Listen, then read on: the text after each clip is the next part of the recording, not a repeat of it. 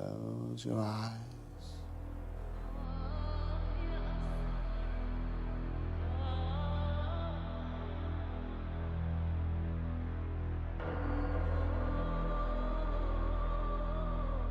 I want the truth. You must give the truth if you wish to receive it.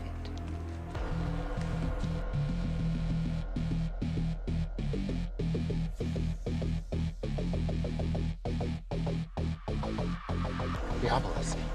The obelisk is the key.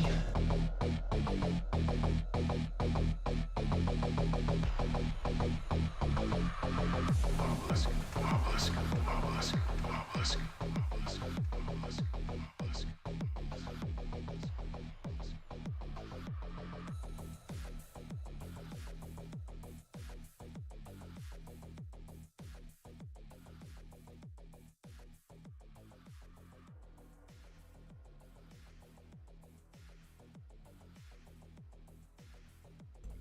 The craziness of all this Yes, stuff. the crazy.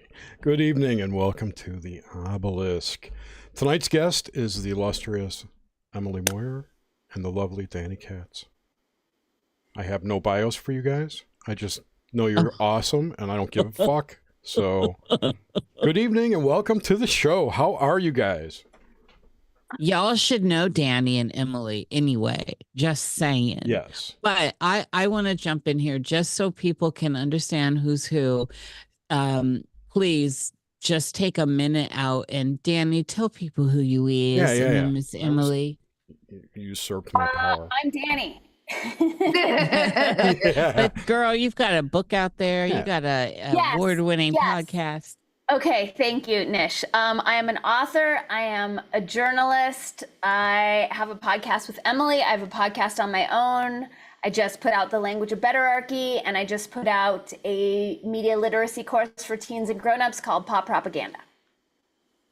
Excellent. Yay. And I am, let's see, well, I host my own podcast, many podcasts with others. I've done upwards of at least 30 shows we've done together now, Nish, on yours, at mine, our show together. Oh God, yeah. Yeah, a lot.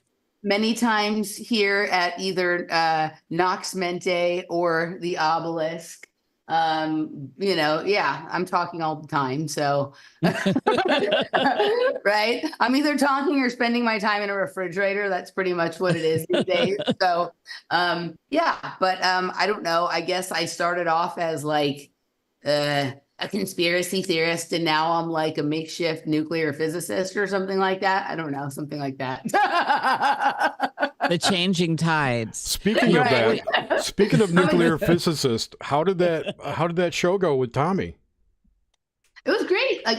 He was really nice, and it was funny because he was like, I want to talk about chronovisor. And I'm like, okay, well, I don't know why someone would think that I'm an expert in chronovisor. Now, because obviously, back when you were with Randy, you guys talked about it, and I swear I remember you saying that you had experienced it or seen it or been involved with it.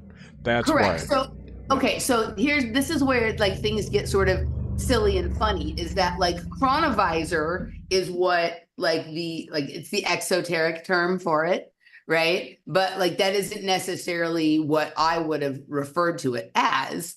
And so when I have an idea of what I think that is, and I had to go check and make sure that what I think it is was in line with what the conspiracy public thinks it is. And, I reminded myself what that was. And then I realized I'm just like, well, Jerry knows that I like to talk about time travel and dimensional travel and all of that kind of stuff. And so that sort of is more where we went with it. But he's a really nice guy. We had a great conversation. He's great. I love him.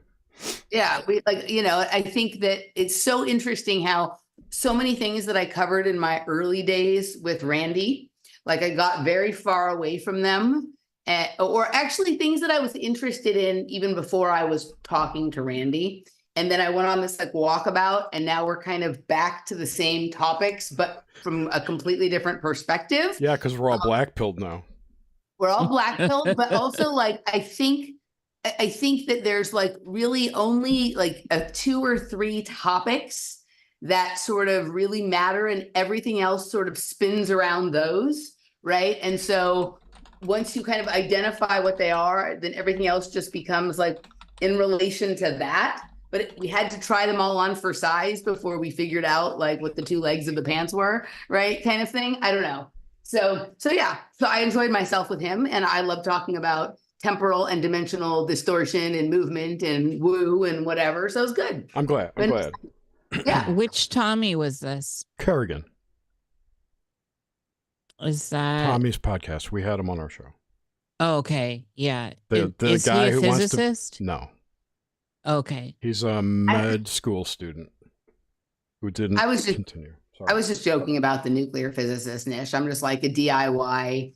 Like, Girl, please, you're about there. You're about there, Emily. Nish, he's the guy who talked about taking a cruise ship and running it into an island of indigenous people and becoming their god. Remember that story? Yes. That- yes, I do. Yeah, He's okay. like lightheaded. Yeah, I remember. Yeah. Buff. Yeah. Yep. Well, seriously though, Emily, with all, I mean, you've tackled like everything. You almost need an honorary degree, girl. Yeah. You Well, that would did make the my father very periodic- happy. So thank you. Lord have mercy. So I had hoped we could talk a little bit about Dr. Amon. What'd y'all think about that? Do we have you here, Dani? I can't even. Yeah, her green screen flashes her out, or she got up and left. He's in the Masonic black hole. She's in between the black and white. She's on the dividing line. He's on the spectrum. Yes. So there's Dr. Amon's kind of blowing up out there, and he's getting a lot of coverage. And I think he deserves a lot of coverage. He's really taking things to the next level with ancient Greek. And I've long been a fan of ancient Greek, and am so happy that scholars are out there now talking about this more in the public space, because occultists know that that's where the story is. And I haven't seen anyone blow up like this before with the classicism that Dr. Amon is. I don't know if it's because he's so quirky or what, but he is reading these texts verbatim from ancient Greek, which predates, Hebrew and Latin. And so this is kind of wild stuff, I think. And I think it's scaring or rewriting a lot of what Christians out there are thinking was going on in the Bible, especially with Jesus. What do y'all think? Let's discuss. Sorry, go ahead. No, go, Jerry. You first. Go I ahead. just want to throw one more thing in there. I listened to the first hour of his of the Higher Side Chats with him. Have you heard that one where he talks about how his I don't know if it's a theory, his whatever. He thinks that Jesus was a child trafficker or a trafficker of people. And he talks about some various Bible references and stuff. That's a pretty interesting take. But and also his whole thing about what kind of psychotropic drugs were they taking at the time. Well, his whole book's about that. Yeah, I'm putting in our chat here one of the best, if you want to know him and get to know him, the best interviews I've seen so far. Now, the guy I never heard of this guy. Are you talking about Danny Jones?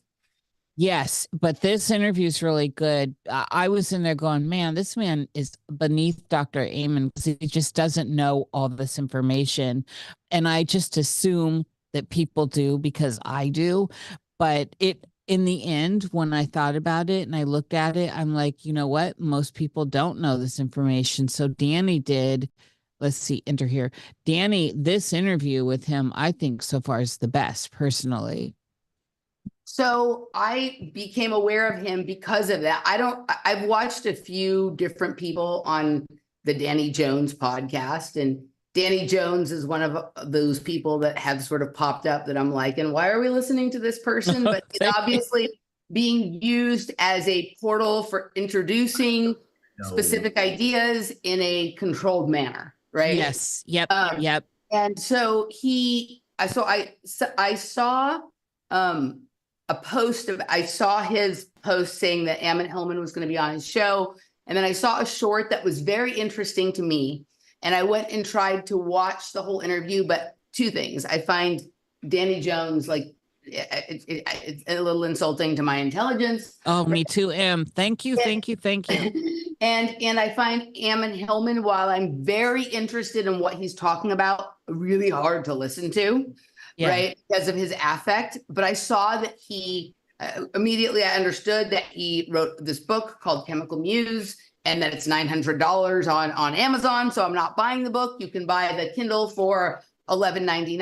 I'm suspicious of Kindles. So what I'm going to do is buy another book of his so I can familiarize myself with his writing style. That way, when I go and read the $11.99 Kindle of Chemical Muse, if I feel like there's been anything that they've changed in there, I will recognize that it's outside of his style, right? Yeah. But what I heard him talking about in the clip that really grabbed me was basically like another way that regards sort of ancient scripture ways of saying things, the same thing I've been trying to say for like a bit now, right? And that is that, you know, everything is pretty much about drugs, elements, and I agree with what he's saying about child trafficker or human trafficker or cannibals because of the fact that this was how you could experience the chemicals of another, right? Like I think once people, I think human trafficking, child trafficking, a lot of these things that for very good reason we find abhorrent, they still are, but it's being done for a different reason than people think it's being done for. It's being done for extraction of hormones, chemicals, elements, minerals, things like this that were the sort of the previous, what we think of as drugs now. That's how they got them, you know, earlier. Like even drugs that we think come from nature, a la plants, those plants are grown in soil that have decomposed body parts in them and that are being like, you know, uptake by the roots of the plants, and then people are consuming those plants and getting high. So that's just like a homeopathic dose of what would otherwise be, you know, stronger coming from the real source. So he's saying it completely differently, but that's the idea that I've been trying to get at. That part of the reason we keep swinging and missing when it's when we step up to bat is because we don't actually understand why they're doing what they're doing. We have a cartoon version that we've been, you know, told is the reason why. And it's a seductive reason. And it's a very like us against them sort of reason. And it falls into all the ways humans like to think about things, but it doesn't actually give us the information that will take us to a place where we have a better idea of who, what, when, where, why, and how. And then we can, and then we have understanding. And then maybe decisions can be made about what, if anything, we should do with that information. But when we're still in cartoon land, we can't, right? I think all of those books, ancient books, religious books, mythologies, all of that kind of thing are using stories to describe our biology, our chemistry, our geology, our geography, the world inside of us, the world around us, and like what happens when you mix things with one another, or you take something away or add something in or whatever. And they've just given them personalities and character, like they've made characters out of, you know, the personalities of the elements. Right. And yeah, so I'm down with, I really want to hear what he has to say, but I think I'm going to need to read him. Maybe I'll read him a little bit first because I find him so hard to listen to. And I'm sure people find me hard to listen to. So maybe it's something I need to get over. So that's kind of my thoughts, like up front. He does have a certain style to him. And it makes me wonder when I'm listening to him now, what he was like early on, because he was so, you know, he's been chasing the Jesus thing his whole life. And who is this? What is this? That was his journey. It's kind of been his journey that got him to where he is. And, you know, and learning ancient Greek for 30 plus years, I wonder about early young him. I'm curious because he's so eccentric now, and he's very much in a space of who he is. And there's one of the things I notice, and I guess I definitely appreciate this, is I personally sense a lot of I don't know, sarcasm and with him that is, I think some people are taking some of the things he's talking about like to heart really seriously. And I from the interviews I've listened to, especially that Dani one, uh I think that some of the stuff is just sarcasm, like the Hail Satan and the cult stuff. I could be wrong, but he is definitely presenting left brain realness in his own videos, and they're wild and bizarre. So I'm not having a hard time with them personally, but I and literally everyone else I encounter is. And so there's that. But when it gets down to the stuff he's saying actually about what the juice of everything is, it's mind-blowing. And the thing is, he is a source of information here. And so when he starts talking about the people he's working with or who consult him in his Greek translations, this is the creme de la creme. It's not like he's in a vacuum. He's been in the field. Some of the most credible people in this field have look to his translations. And there's, I learned all this from that Dani video. I was like, oh yeah, wow. I had no idea, because you don't know. And his credentials all seem to check out. Yeah. And so, there's, I don't know. And there's moments the way he does this. So a couple people have mentioned that, he's kind of got that methy vibe. Did you pick that up, Emily? So a couple of things. And speaking of Dani, I don't know where Dani went. She seems to have been sucked through the white hole. Oh, okay. There you are. Okay, good. We didn't know, Dani. We can't see you.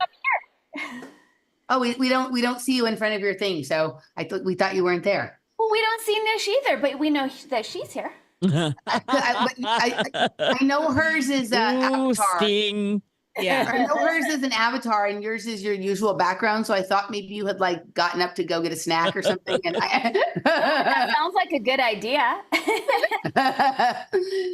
you take a swing first, Dani, and then I'll and then we'll get into the methy thing.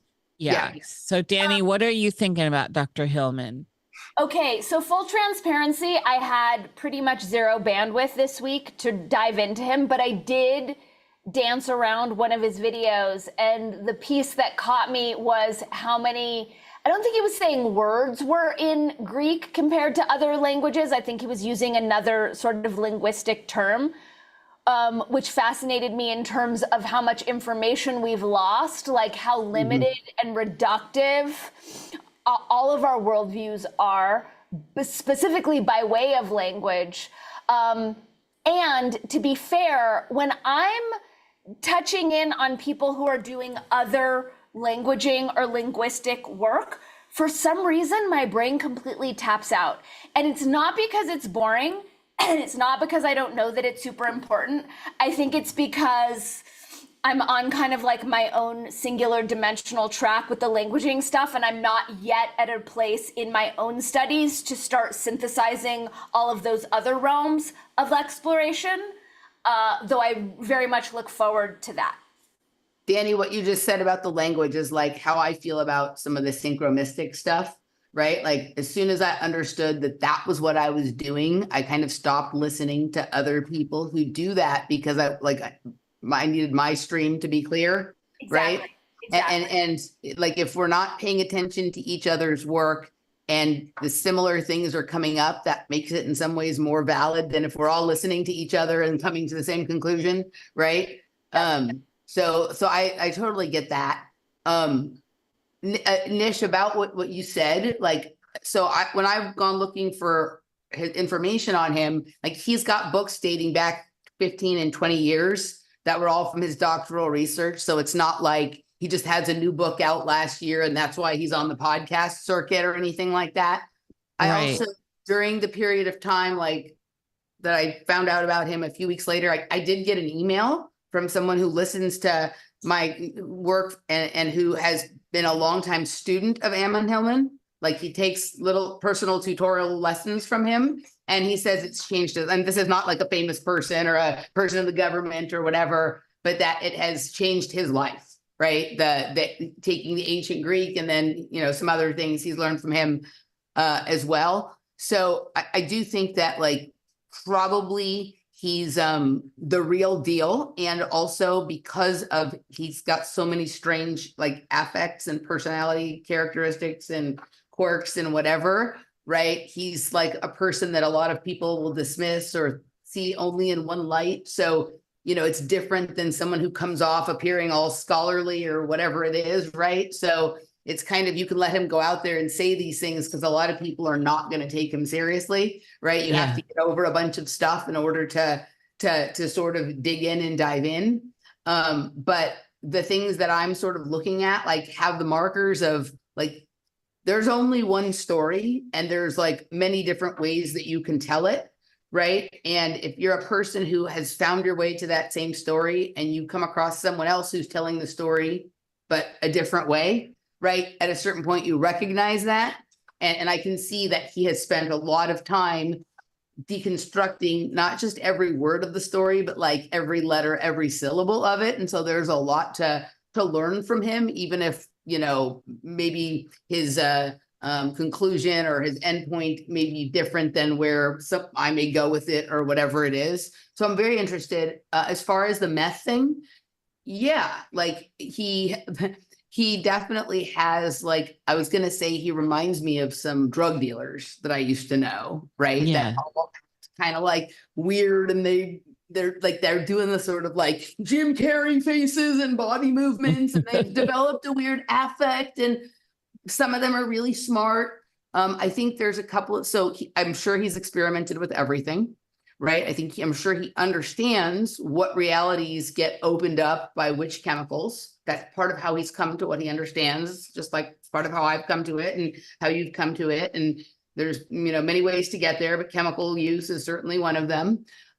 So I think that when you've kind of been there, you carry some of that with you, whether you're doing it currently or not. But I think some of the affects that he's displaying are defense mechanisms that you develop when you're wandering around in those realms, right? And I have different ones than him, but I certainly have some strange and odd behaviors that I don't know if it's like a way of sort of blocking certain things. Like if you're like, you know, wandering around off track or off grid or whatever it is, like sometimes you have to erect a different defense system than you do when you're just in a normal place. And some of the strange behaviors are part of that.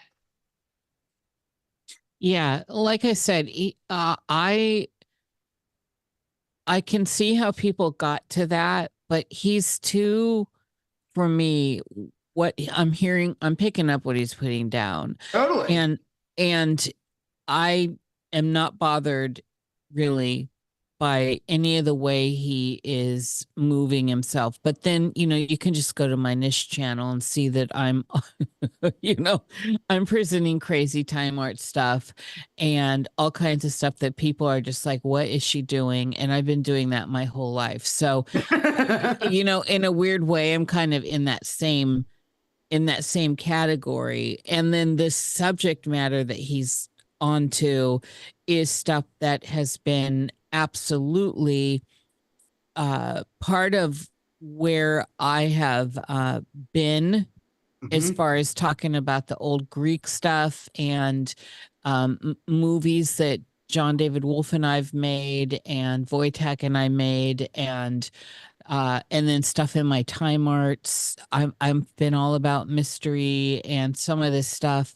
And when I go into, you know the story, you guys. I mean, I came in here in service to the goddess, and the idea of the Magdalene and the three phases of Mary that are one, the three are one, right? And this is the Holy Trinity always, even the Mother, Maiden, and Cronus, all the same, but we pick it apart and make it separate. This is stuff that is in my art. So he's speaking my language. The language I did not understand, though, is the actual biblical stuff until I started checking into that stuff in the last few years, because I had never really read the Bible. I wasn't brought up Christian. And so I wasn't chasing Jesus. You won't find Jesus in my house, but you'll find Mary all over in her vagina robes and all of it. She's so juicy. And I wish I had a vagina robe. Well, we can work that out. Don't suggest it, Jerry, because That's Guadalupe. Oh, and Guadalupe, and also there's the Dolores or Our Lady of Sorrows will show it, and there's some of the Black Madonnas will show you the vagina. And anyway, so this stuff speaks to me, and he's speaking to me in a way that I'm really understanding and getting. So for me, there is something in there that I want that he has, information that I want that he has. And he feels to me like a gateway to finally tackle Greek. I've wanted to tackle it, ancient Greek. I've wanted to tackle it my whole life. And I've teetered on it here and there, but I feel like this man is inspiring me to do that. And so just out the gate, just having him in the field has changed that for me. And so I'm finding this profound. Unlike others out in the field that came out the gate hard. I'm not going to name names, but y'all know who I don't like out there. And that came out the gate and they're talking all this shit, and they've got books out there and they've done their solitary time and talking BS and doing bad, whatever. The bullshit meter for me is there on that particular person, some of those people. On Dr. Amen, it's actually not there, but I am getting some feedback because of how harsh she is in the way in which he's delivering information. And so I find that of interest. But again, I have only listened to a few of the videos and a couple of the interviews. Yeah. So I'm just new into it. But immediately I'm pulled into, I want to learn ancient Greek, and I want to get deeper into this narrative about the Jesus stuff and the Mary stuff and the divine feminine stuff, because that's all in my wheelhouse. Nish, can I ask when you got interested in the Mary Magdalene divine feminine stuff? I came in with it. I don't know. So I wasn't raised with it, but here's how I ran into Mary. I had this boyfriend at 17. We were living in all places, Mason City, Iowa, and right next to Clear Lake, Iowa, right across the field where a buddy, what's his name? What was his name that Ebsen. died? Buddy Ebsen. What was it? Ebsen? Buddy Holly. Oh. Buddy Holly, the day the music died, that one, the great Buddy Holly. Big Bopper. Richie Valens. Yeah, right across the field. It's the day the music died. Yep, exactly. And so I went into this antique mall thing from where Benjamin and I were living, and I was wanting to spend a little money, and I still do. I like images of beautiful women on my walls, and I plaster my walls with beautiful women from other eras, old like romantic type stuff, witchy stuff. And so I was wanting one of those, and I looked up and I saw this mission frame and this beautiful, beautiful woman floating in the clouds with all this long brunette, gorgeous hair. And I'm like, she's gorgeous. I want her. And they're like, oh, okay. They weren't expecting, I didn't know it was religious. I did not know it was Mary. And she had to try, marry the baby. And it's not a common image, by the way. And so I got that and I took it home. And it's funny because Benjamin was Catholic, but he never said a word. I don't think he wanted to bust my bubble, because had I known that that was a religious Christian image at that time, I wouldn't have bought it. So that's how much I was not having Christianity at that time. And so it was one of my friends that came visiting going, that's a gorgeous image of the Madonna. And I'm thinking Madonna, Lucky Star. And and I'm like, the Madonna, who's the Madonna? And that's how ignorant I was to Catholicism. And that started my journey forever. Right there, right then. It was like 1988, probably, Dani. Fascinating. I love it. Isn't it weird how I came to her, though? I had no idea who she was. So good. So pure. It really is. And again, it was just the love of that art. And of course, now I love mission style art, but I love all these images of the Madonnas. And it led into everything, right? The Black Madonnas in Spain and Portugal and the Philippines, and everything that is there. And then having to learn with fresh eyes and not being religiously indoctrinated into that story gave me the freedom to explore it through an artistic angle from the love of beauty and art. So the interest that you have, that like what the part that I think is the most sort of captivating about him is that he's sparking interest in ideas from different angles for different people, right?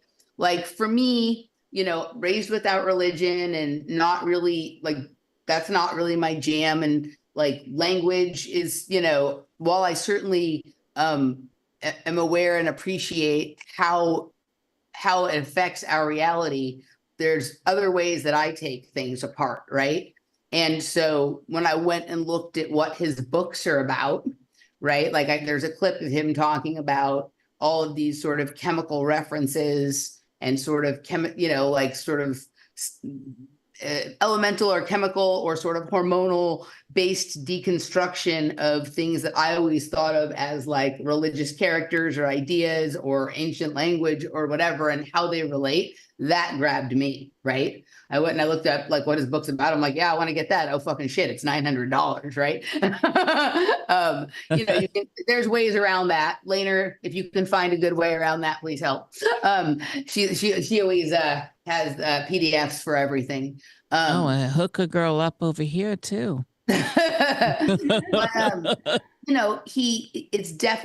it feels like he is very smart, and this is obviously not his first rodeo.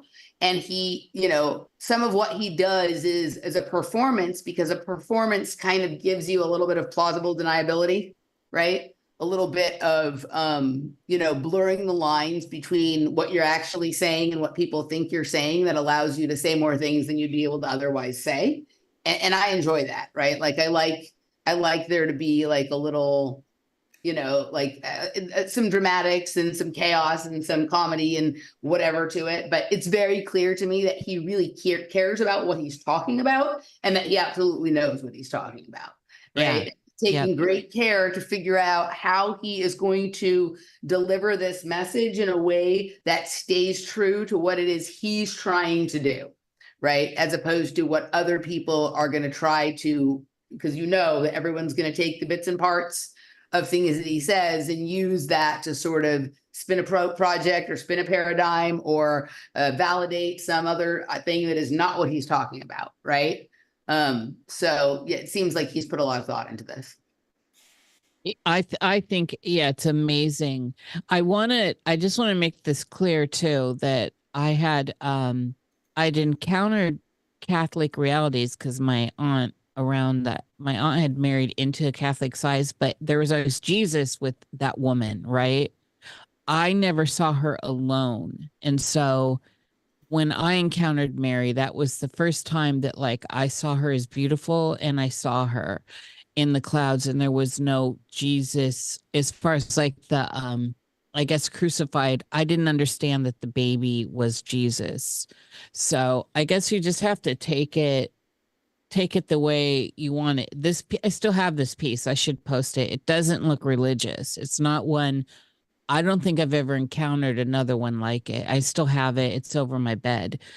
Um, when he breaks down what Jesus actually means in Greek, this is riveting. Did you get to this part, Emily? Have you heard him talk about that? Jerry, No. anyone? Nope. Enlighten us. No.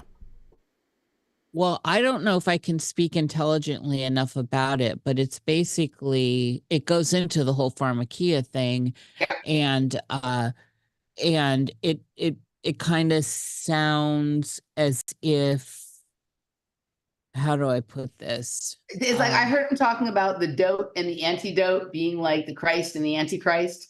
Yes, and that Yeah. Jesus doesn't actually mean a person. It Correct. means something administered through the eye, and all this. Yes, And I saw that. so, I did see that. Yes. yeah. Okay. So I think, I think for hardcore Christians, this is earth shattering. And, he started out that way. He started out that way. People need to remember he started out that way. Mhm. And the stuff he was talking about in the Dani interview when he was at that in Israel and at that dig. And so some of the supernatural stuff around him is wild. Did you get far enough into the Dani interview at all, or was it just clips where you No, heard I him? just saw a clip and I went to go and start listening and I was like, oh, like I'm gonna have to really concentrate on this, right? Like, cause like it's a hard listen for me, but I'm willing to, and I just haven't had the time yet. Like lately, I've been finding more space for reading books than for listening to long form podcasts. So that was why I went to sort of go look for the book, right? But yeah, so I haven't listened to any significant amount of the podcast other than a few clips that that I identified as pertinent to what I was interested in. Can I ask for clarification? Yes, on what? So is he alleging that Jesus is a liquid substance, a psychedelic? You said it goes in the eyes. Yeah, so this is where I guess I'm a little unclear by it, because he's, everyone says that the name Jesus is not really the person that there's all that imagery around Jesus Christ as an idea and Christ consciousness. So he's saying that that word is actually something that is ministered through the eye Or rectum. And well, he does talk a lot about, so if you've done any studies in ancient Greek stuff, especially like the Mycenaean and the Minoan stuff and all this, that if you go look at even the pottery in the Mycenaean pottery, which is amazing, everyone knows that the Greeks was getting down. There's all the naughty, the Bakken stuff, and there's hard-ons everywhere, and all this stuff, the fawn stuff. So, and there's a culture of boys being at play, and of age meant for like girls when they started menstruating. And so we need to remember historically taking things into context of their time. So Like legal age now means 18, but legal age in the ancient world meant when you started menstruating, you were able to start having babies, right? So there's context here. And the ancient world, as far as Greece goes, they were getting down, and it was not any, it was just the culture. And I think people forget that, and or have never even spent any time with reading the classics, let alone looking at the artifacts and digging into some of this material. So he is suggesting, like what Jerry's saying, like the enemas are at play. It's literally in the words written, and he's reading from these ancient texts, and he's also reading these texts that became some of the apocryphal stuff and the different earlier versions of uh the Bible and Talmud. It's all a lot, and I'm only just new to it. So it's fascinating, and I think the way in which he approaches it is what's putting some people off, because he's sarcastic about it. And what he's saying ultimately is that it's all about the divine feminine. Like he's bringing in the Scythians, and he's telling you about how the Scythians were a female culture that would, I mean, they're kind of Amazonian in a weird way, and they didn't need men, and they used men for a certain thing. They used poison darts, etc. And so the drug culture is a big deal, and that seems to be where he's focused on. But at the same time, Dani, it's blowing up the narrative of who Jesus was and what that is. And I'm not fully informed as to what it is, but just the little bit I've heard is mind blowing. And what he's talking about with the Marys is also something intuitively I feel is correct, but he's looking at the real words through ancient Greek, through the ancient texts, and through classicism, which is what he studies. That's what his wheelhouse is, and he's giving it to us unfiltered. So he's doing it in a modern vernacular in a way as well, because he's bridging the language from the ancient world to a lot. He says bra and stuff, so he's bridging cultures and language.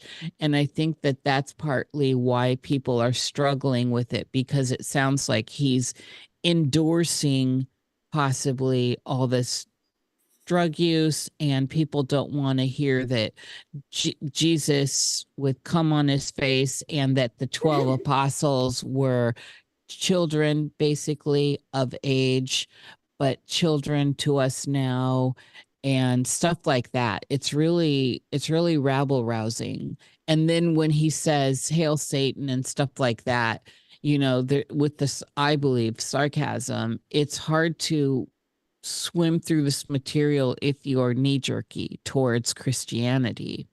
If you're easily offended, like he's weeding out a lot of people, right? By saying things that anybody who's easily offended will turn it off right then, instead of sort of listening to hear what he's actually talking about.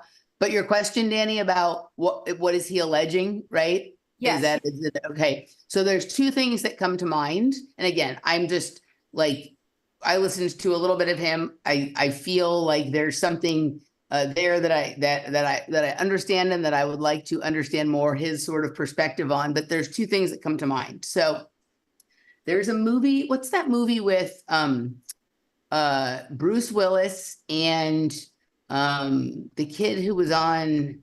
They're like time traveling, and they're putting those drops in Looper, right?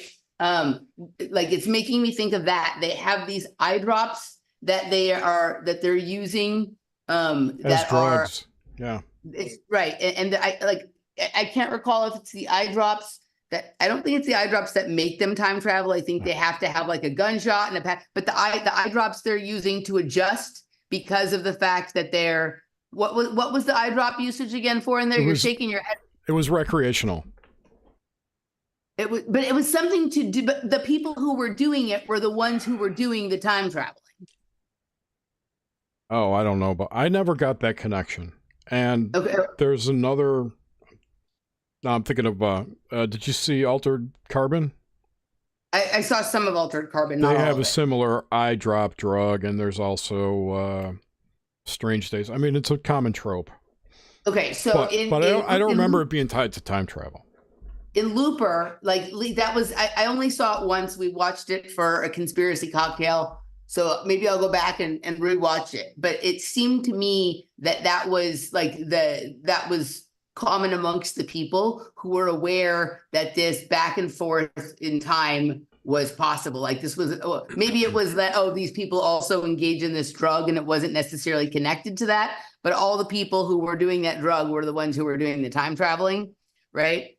So it made me think of that, Dani. I don't know if you've ever seen it, but that's kind of an interesting. That's sort of an interesting, like, way of looking at when he's saying how, okay, like you've got the dote, the antidote, and the Christ and the Antichrist. It seemed that there was a connection between, like, in this condition you're here, and in that condition you're there, right? Again, this was a couple of years ago that I saw it, so.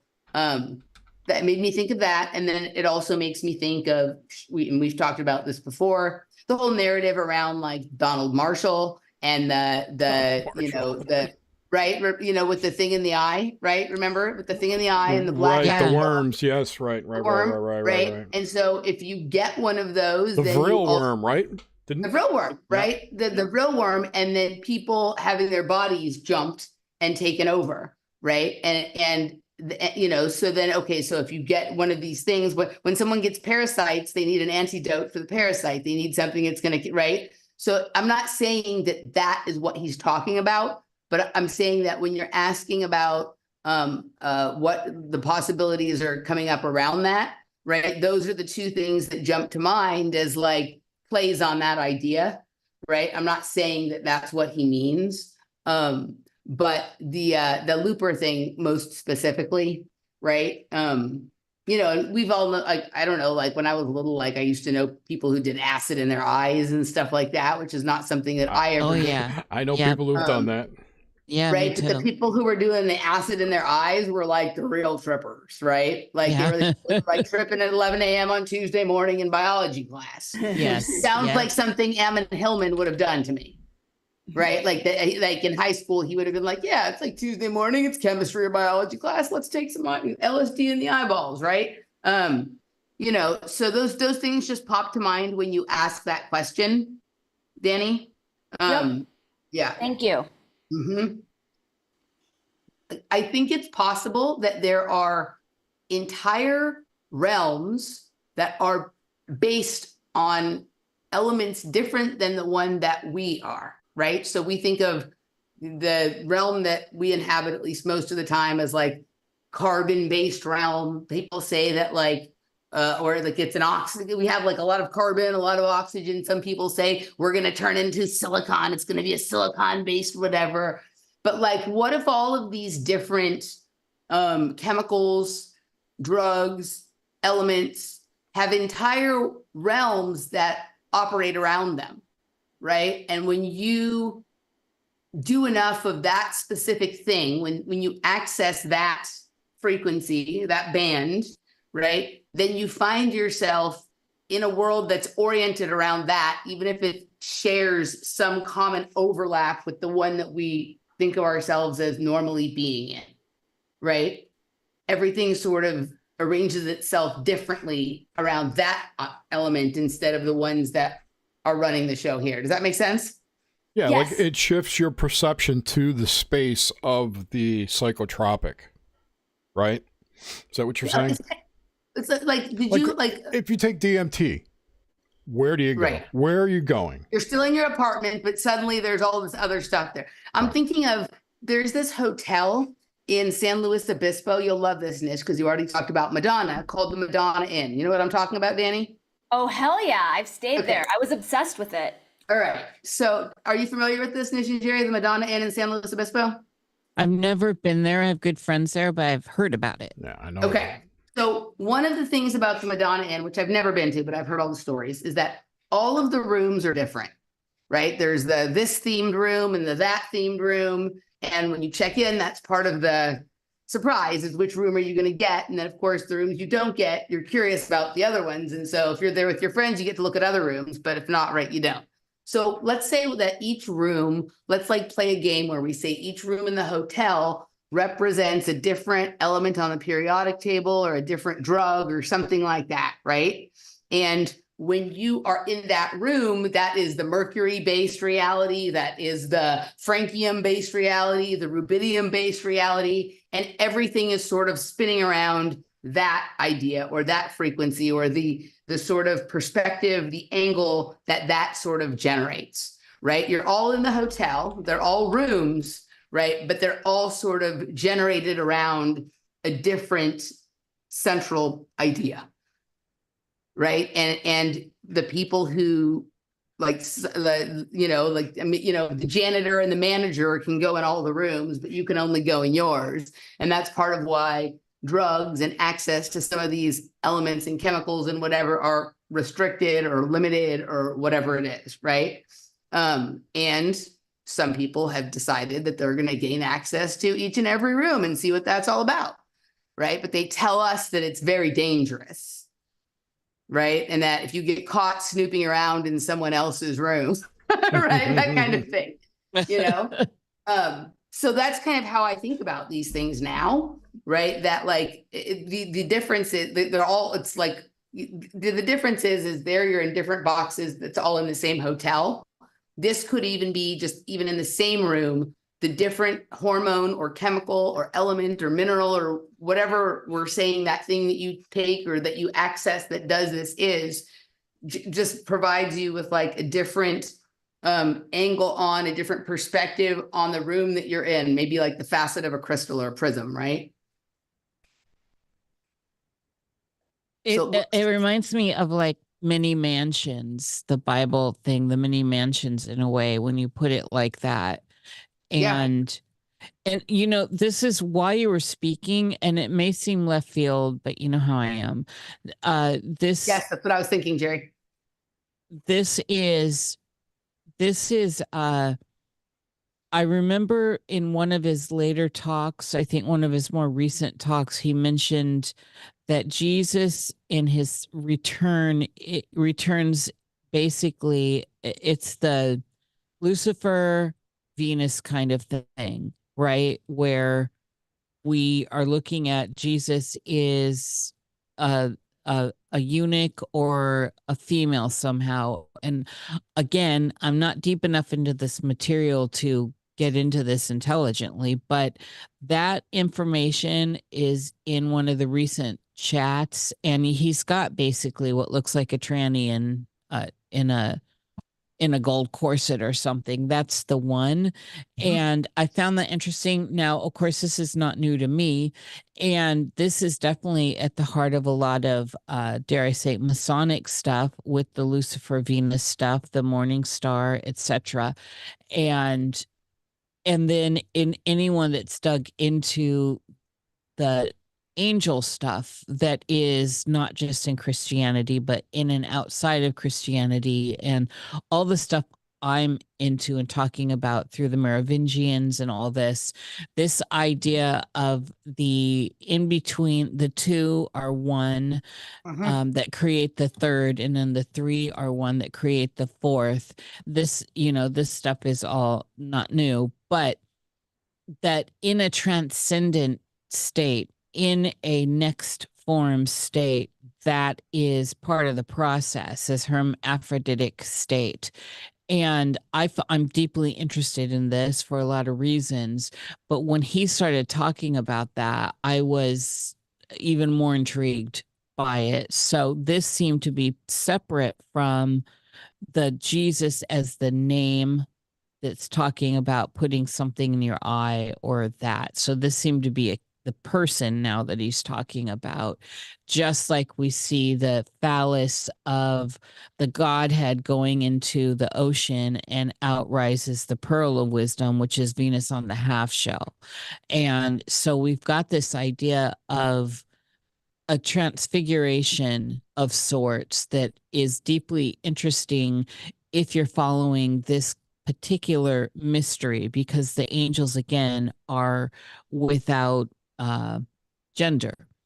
And then you look at the weirdness around, say, the world around us and the 50 shades of gender and the trans humanistic transgender agenda.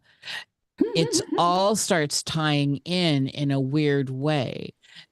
The agenda in the outer world is appalling. It's abhorrent. I can't stand it. You all know I rant on it. But when we start looking at this as a personal mystery through our personal journeys into whatever this is that we're doing, it holds a lot of validity, because I mean, it touches into all kinds of stuff, up into the alchemical stuff. And we see this differentiation in the womb. And when the genitals start, when the crossroad hits where, where the ovaries drop and you have testicles, etc. And so this stuff is very occulted information that's out there in the old world that is so hard for so many people in modern times to get their minds around. And yet it's always been at the heart of all the invisible colleges. It's always been at the heart of the mystery schools. And I'm just throwing that out. These are thoughts, and it was something that sparked me when you were talking, Emily. Yeah, I mean, there's a couple of things, like, the sort of androgyny is like a pretty high, like sort of perspective to sort of observe and then reality from, right? And I think that like that's the spiritual principle that's being sort of made a mess of by that's the stuff that you don't like that we're talking about that's happening now, right? For sure. I see like it, is like sort of the different aspect of things, right? Like your feminine self, your masculine self, like different ways of being in the same place or having access to like a different angle on reality based on sort of how you're tuning into it. There's a really good, and I've mentioned this before, there's a really good talk from Bill Donahue on light angles, right? Photons, like light angles, photons, and quote, angels, right? And what angels really are, and they're angles of light. It's the way you are perceiving and decoding light at specific angles that sort of leads to your understanding, right? And that's why the archangels, whatever, are all situated with north, south, east, and west on a circle. The gates of the Avatar, as they're known. Yeah. So yeah, I mean, it's definitely, we have all of these characters and names for things, and like they're there for a reason. And they, like, when we decode them correctly, there's nothing here that we can't understand. But but however people choose to look at it, whether it's intentional or just by accident, it's as if we've been in an endless game of telephone, right? And like what the last person, says doesn't sound anything like what the first person says, right? And so how many cycles back do we have to go before we find like the original message that was trying to be conveyed, right? And I'm sure that some of the mess was made for artful reasons, protective reasons, intentionally evil reasons, control. Like all reasons. All like, right, as many as the day is long, can you come up with explanations as to why some person or some culture would do what they did or whatever it is. But at the end of the day, like, a lot has been lost in translation. I see it as, I mean, agreed 100%, but in terms of like the masculine, the feminine, the balance, the inversion through trans, I see it as a deliberate attempt to subvert our evolution, because I feel like we are meant to evolve out of duality by resolving duality, by finding balance, but they're destroying it and perverting it in such a way as to make that impossible. Totally. I mean, that Yeah. androgynous place that you're talking about, like that's that the thing that you're talking about when I say that sort of androgynous sort of spiritual principle or perspective. It's like you have all the different ways to view it accessible to you or to feel it or to whatever it is. And when they make it this like overtly physical stupid thing or about the pronouns or arguing with people on the street who see it differently, then it's doing exactly what you're saying. I agree with you 100%, Dani. That's exactly right. We agree. Not necessary, but nice when it happens. And I noticed someone was in the chat earlier. Someone had brought up, like, what is the point of men and women being together? And I think that is it. Whether it's men and women or simply masculine, feminine, is to find a balance and a flow state. And I feel like when that's sustained for extended periods of time, it can really sort of shatter perceived limitations of the laws of this reality. I agree. I mean, Yeah. right? Yeah. If you've been in any kind of relationship, like whether it's a romantic relationship or a working relationship or like even a close friendship with someone who's of the other gender, and you guys have gotten into like working together or having like a vibe, all that sort of melts away sometimes, and you're sort of in this place where there's almost, and I mean this in the best way, like confusion about who's who and what's what and who belongs to who and what belongs to what and whatever it is, but there's something like interesting and awesome happening there, right? And then you know that passes and you're able to go do your thing separately or whatever again, but that sort of breaking down of those walls, right, is part of that transcendent process, right? That like, there's something greater than just the separate, right? Or just the two distinct. And, but everything in this reality has to be, you can only be more than you are with some sort of assistance, some sort of chemical assistance or surgical assistance or technological assistance or whatever. You can't just create resonance and flow yourself or with someone else or whatever it is. Like they're trying to get us away from that into having this sort of dependency on something else, right? 100%. I see when I'm thinking about these terms, and this has been, I don't know, I think we're all Gen X here. I know that in my generation, which is Gen X, which is so under fire right now, that we were trying to gender bend. That was the thing. And we were pushing against all the boundaries. We were punk rock and pushing against authority. And this is before the yuppie thing, that the ones that, that got that whole thing. So I'm keeping that separate, which is so funny because I just did a prima donnas with Amy D today and we're talking about this stuff. And, so when I'm talking about this stuff on a higher level, in a magical sense, in a transformative sense, I'm thinking in order of principle, masculine principle, feminine principle. I'm thinking about electrical currents, positive and negative electrical currents. And this is where my mind goes automatically. And just like when we're looking at the idea of angles of light and protons and all this stuff, my mind is already there.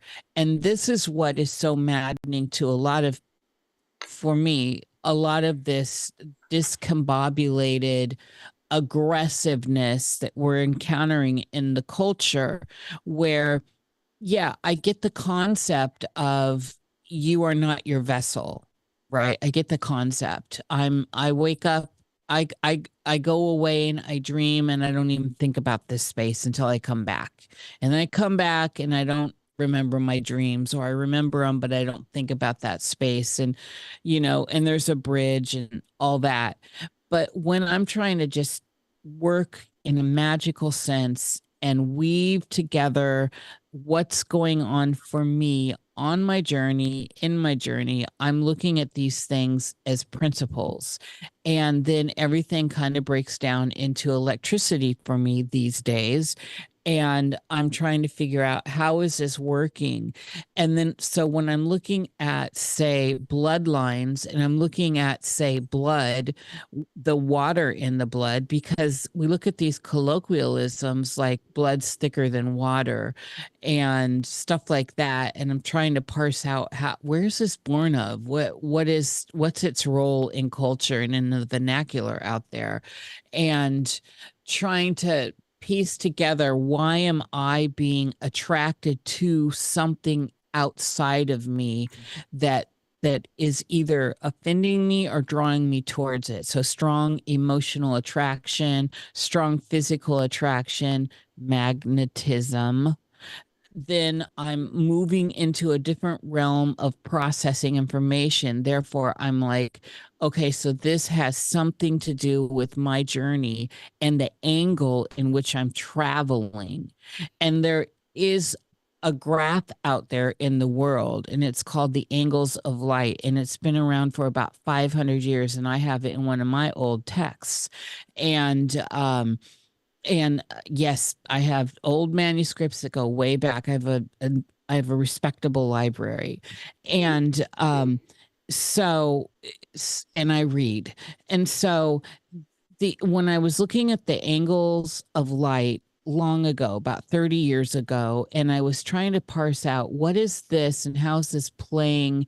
It deals with dream language, so to put it in more context, it deals with dream language and the magnetism of our outer reality. So it's deep, esoteric, juicy stuff.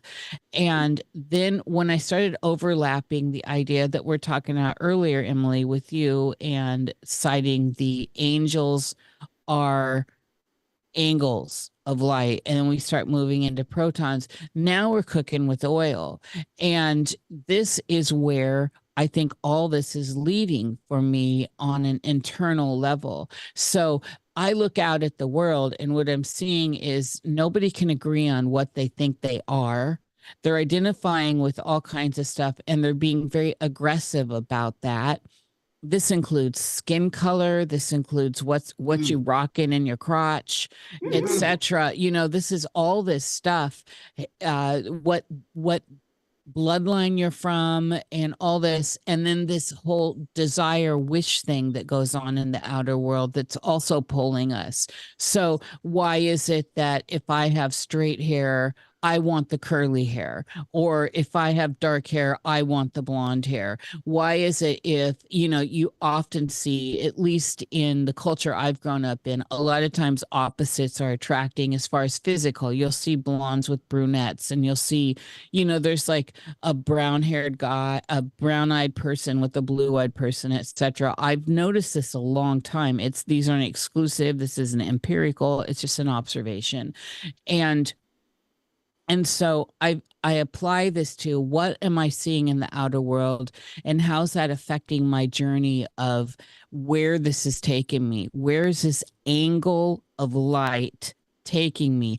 And in this chart of angles of light, there's an idea of assignment. There's an assignment to a certain angle, and it is a way to think about it is, you could think about it like a crossroad, or you could think about sharp angles if you think about how radiation moves and it has a hard time. Emily, you with me on this? Yeah. And so this becomes part of how we start moving into this area in a magical sense, in an esoteric sense, is that this is the way energies are moving around, especially when we're talking about densities. And when we're talking about densities, we have to think about, I'm bringing this all back, people, the spirit moving into matter, that we are moving deeper into something that is more concrete, something that was ethereal or is ethereal, and it moves down into these planes that are concrete. So if you are aware of the angle you're on and the constituents in which it's made of, you may have a shot at understanding what the hell is going on. Emily, can you translate me? Yeah. Okay. So yeah, no, you said a lot of things like you're spinning, you're circling, or you're like dancing around the same speaker at the club that I'm dancing around, but like we're doing different moves and right and kind of thing. So yeah, totally. I get okay. All right. Let me see. Let me see. Like so, a couple of things. All right. So as far as like what you're saying about there's something inside of me and I'm attracted to or desirous or magnetic to something outside of me. Like, I think this is actually like, if you think about like arranged marriages are this very sort of ceremonial way of like putting two things together in a petri dish that are going to have a reaction that you're looking for, right? So like, I think our ancestors or people who understand these great works, our ancestors specifically, if you come from some type of line that was keeping some of this knowledge, right? They understood what trace elements and things like that were in their blood that differentiated them from other people. And they, in some cases, were looking to maintain a certain purity. In other cases, they were looking to mix them with something else in order to produce something different and new or more or whatever it is, right? And what I have found is that there's like some of these elements that are inside of people or associated with people or in their blood, like some of them are super conductive. Some of them have, like, if you start to dig into the periodic table, what you're looking at with a lot of these are elements that are stable or unstable, right? Elements that are superconductive, hyperconductive, conductive under certain conditions or whatever. So let's say you have someone that has a blood makeup that makes them very conductive, then depending on what you're going for, you might want to mix them. You might want to pair them with somebody who is going to amplify that, someone who is going to settle that down if it's too much, or right, someone that is going to transmute that and be able to change that into something else and use that energy for some other thing than what it would otherwise be used for. It's like an exotic chemistry experiment in human suits, right? We think we're people, like I'm Emily and you're Nish and Dani and Jerry and whatever it is, but we're like walking around combination of things that have been put together, right? And like we're coming into contact with other things that are that too, and what is the reaction that happens, right? So we're like, when you have a strong attraction to someone, right? Like think about when you were in chemistry class in high school and you put a drop of this in the petri dish and a drop of this, and some of the things seem to ignore each other, but the other things like went right towards each other or like went the other way from each other or whatever. Like that's essentially what's happening. It feels there's like all these emotions and feelings around it that you don't notice when you're doing it in the petri dish in the lab, but that's essentially kind of what's happening, right? So it is really interesting to get into looking at the periodic table from the perspective of bloodlines and alchemical marriage and encoding. Like I am into something that I'm not quite ready to talk about yet, but I'm starting to look at it as a way to have sort of filed or encoded certain programs or projects or experiments or whatever it is. Like I have a bunch of kind of stuff I unfolded yesterday that I'm still sort of getting into. But okay, so we're like moving around different particles, elements, all of this kind of stuff that can be highly reactive.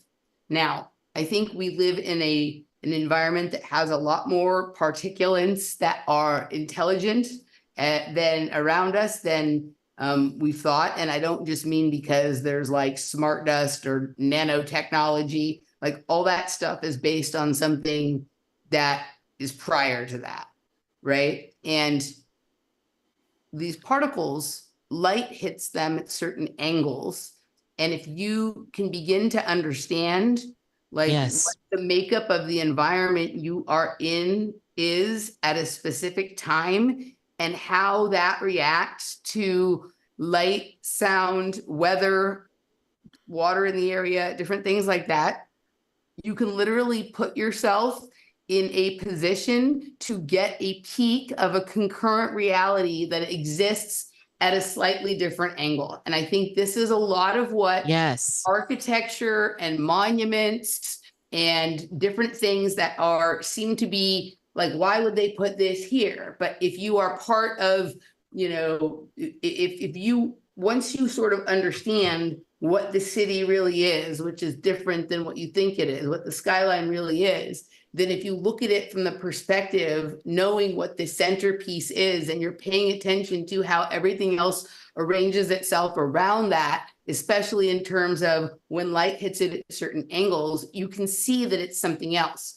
You can see which instruments in the symphony are playing which tune. You can see sort of the altar and what elements are present there. Everyone can, you can take whatever you like and use that as the way to understand all the things that are around you. So we all know what things I like and how I talk about them, but you don't have to do it the way I do it.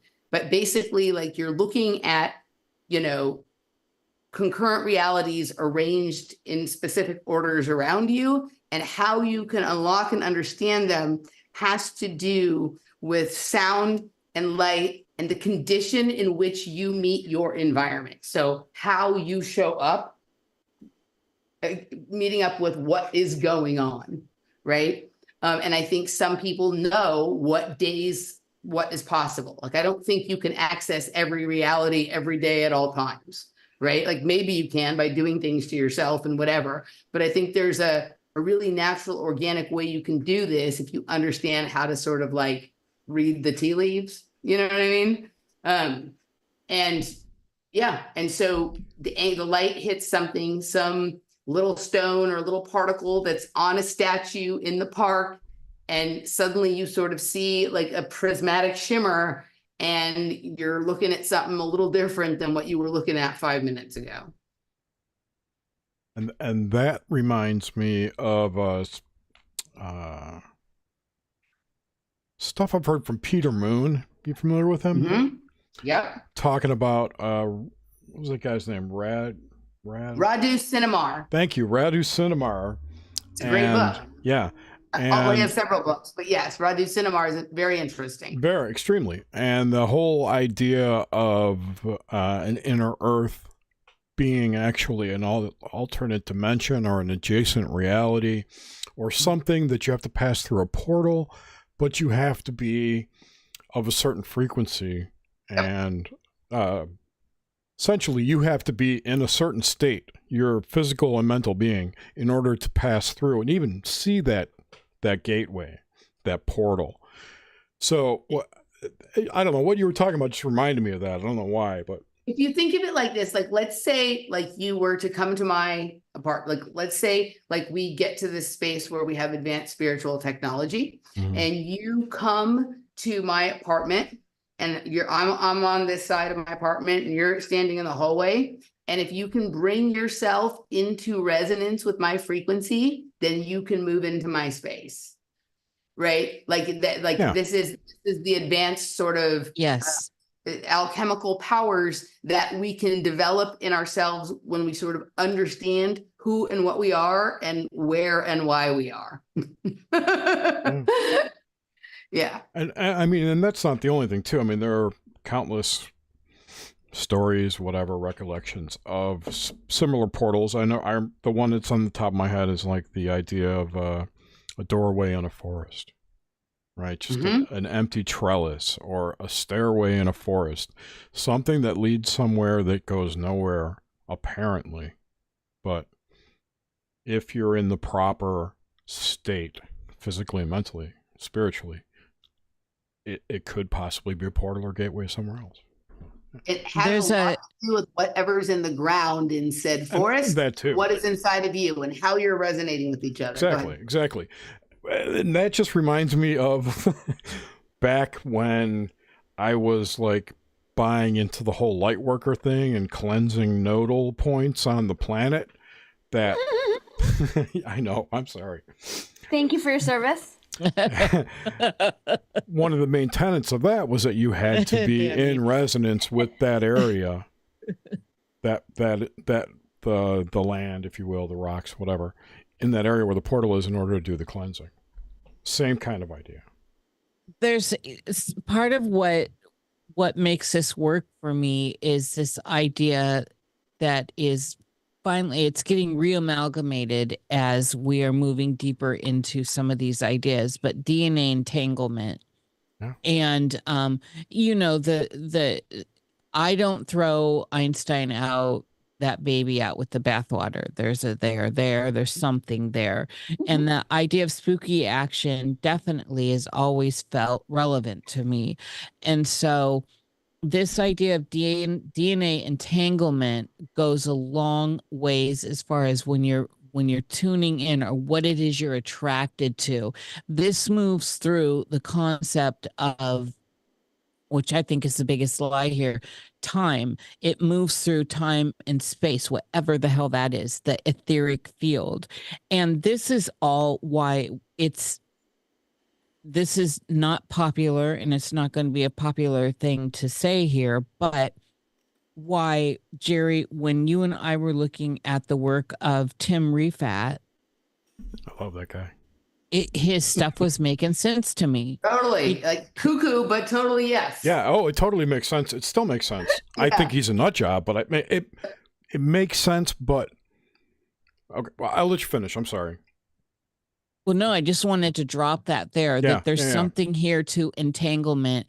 And Tim is always talking, what's he talking? The little plus and the negatives and the circles. The imaginary number space. Right. And mesmerism and magnetism and reflection and refraction. This stuff makes sense in my head. And when you start plugging in something like entanglement, say through what Einstein was talking about, spooky action, and applying it to, say, DNA entanglement, and again, not losing sight that water's a big part of your blood, and 70%. That we had, right, and there was a big colloquialism in my lifetime, at least, saying blood's thicker than water, where it's like here, don't look here. We're going to take this away from you, that blood is thicker than water. Well, water's in blood, and it's a big part of what we call blood. If you're just going to say blood, we're not accounting for the constituents within it. And so that's where I'm saying all this stuff is really starting to align now.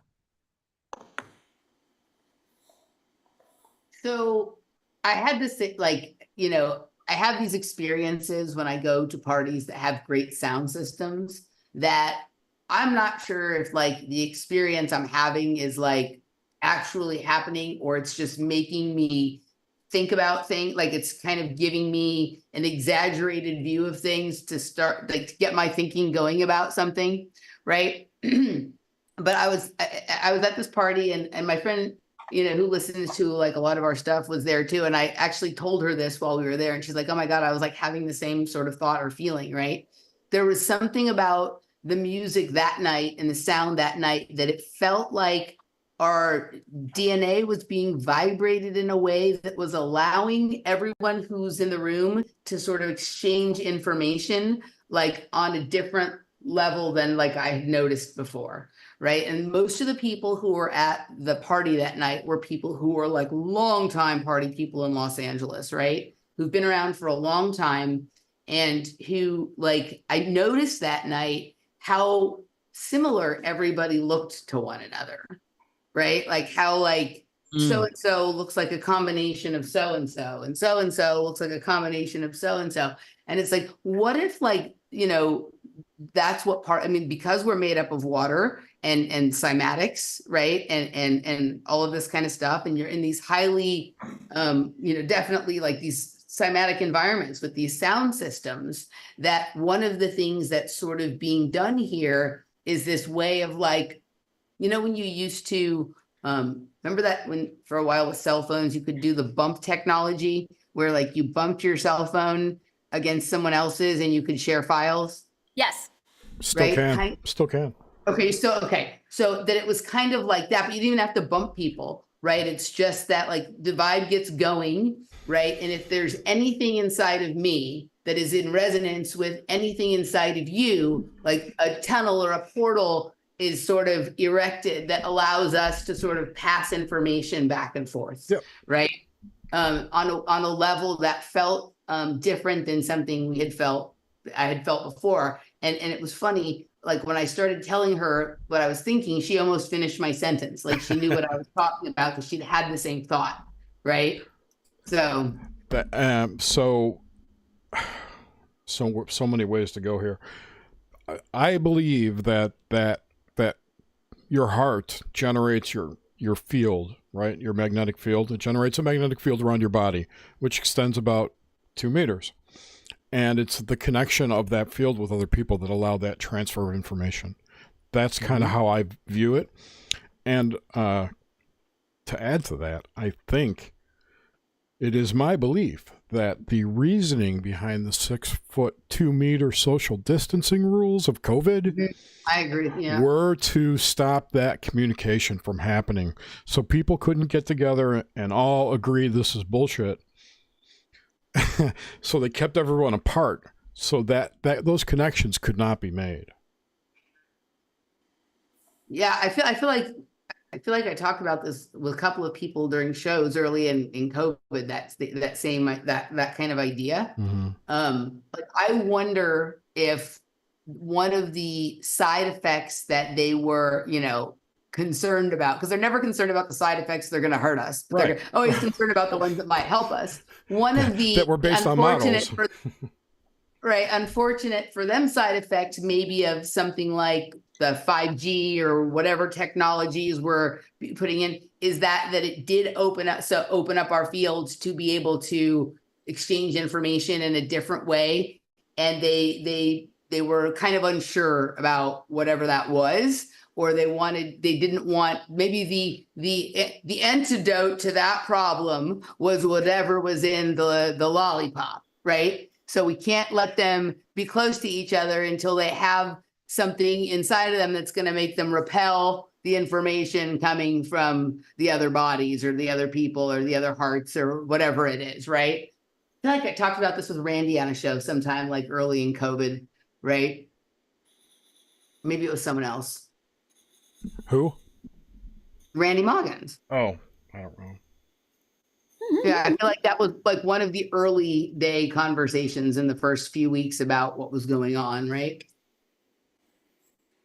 Yeah. So what you're Maybe. saying, Yep. when I'm in a room and with perfect sound, with a function 1 sound system, whatever that information is that's happening naturally is increased, right? Like the way that you're vibrating is, you know, like, have you seen those cool videos of like the guy doing the cymatics on the table where he's able to, right? He's using the sand and that Right. thing, and it's like doing all these different kinds of versions of that. So like, sure, because it's deeper. Yeah. Because your body's 70 whatever percent water, 72.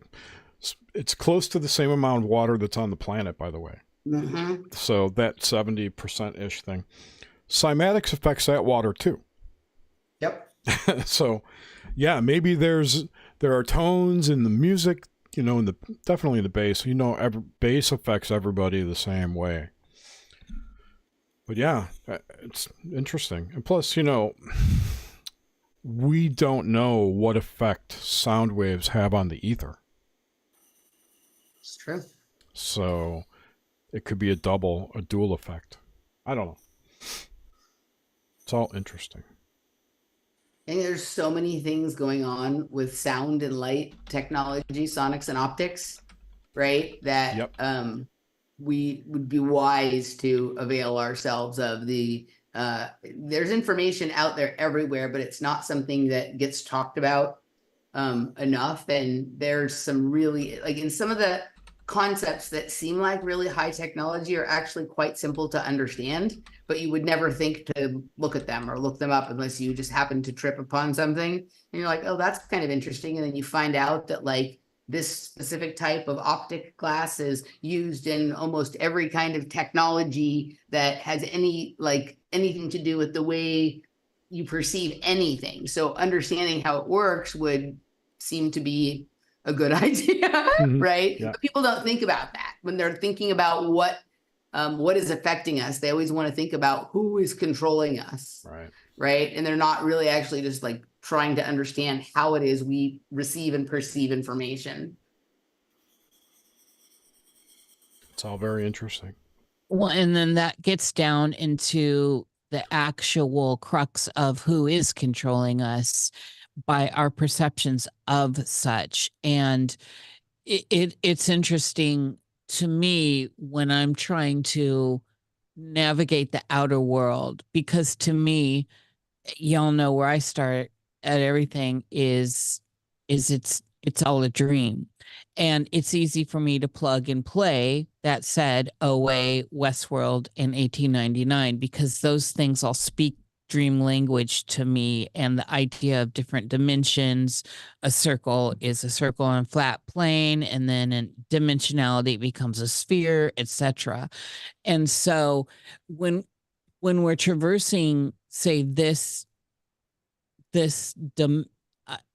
we're collectively holding down this reality right now. For as crazy as it is, we are collectively holding it down. And that is something that